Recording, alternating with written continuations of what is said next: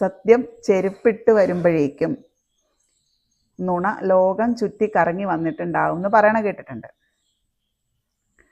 എന്നാലും ജയിക്കുന്നത് സത്യം തന്നെയായിരിക്കും. സത്യം ഉണ്ടെങ്കിൽ മാത്രമേ, സത്യത്തെ ഫോളോ ചെയ്താൽ, നമ്മൾ നിർദോഷമായിട്ട് പോലും ഒരു കള്ളം പറയാതിരിക്കുക, സത്യത്തെ ഫോളോ ചെയ്ത് നോക്കുക, ജീവിതത്തിൽ വരുന്ന മാറ്റം ഭയങ്കര നല്ല മാറ്റങ്ങളായിരിക്കും, നല്ല ഗുണങ്ങളായിരിക്കും നിങ്ങളിലേക്ക് എത്തുന്നത് സത്യത്തെ ഫോളോ ചെയ്താൽ. നിർദോഷമായിട്ടുള്ള കള്ളങ്ങൾ പോലും പറയാതിരിക്കുക. നമ്മളോട് സ്ഥിരം കള്ളം പറയുന്ന ഒരാൾ വരുമ്പോഴേ നമ്മുടെ മനസ്സിൽ എന്തായിരിക്കും ചിന്ത വരിക? ഇയാൾ പറയണത് പകുതി പള്ളിക്ക് കൊടുക്കണം, ബാക്കി എടുക്കാൻ പറ്റുള്ളൂ, അയാൾ എന്തൊക്കെയാ പറഞ്ഞത്, ഇതൊക്കെ സത്യമാണോ ആർക്കറിയാം, ഇതല്ലേ നമ്മുടെ മനസ്സിൽ വരിക. അയാളോട് എന്തായിരിക്കും വിശ്വാസം? വിശ്വാസം എന്ന് പറയുന്ന സാധനം ഉണ്ടാവില്ല.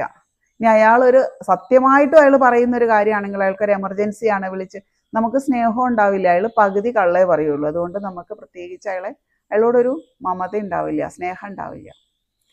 ഓക്കെ, ഈ സ്നേഹവും വിശ്വാസം ഉള്ളിടത്തേ സ്നേഹം ഉണ്ടാവുള്ളൂ. വിശ്വാസവും സ്നേഹം ഉള്ളിടത്തേ സന്തോഷവും സമാധാനവും ഉണ്ടാവുള്ളൂ. ഓക്കെ,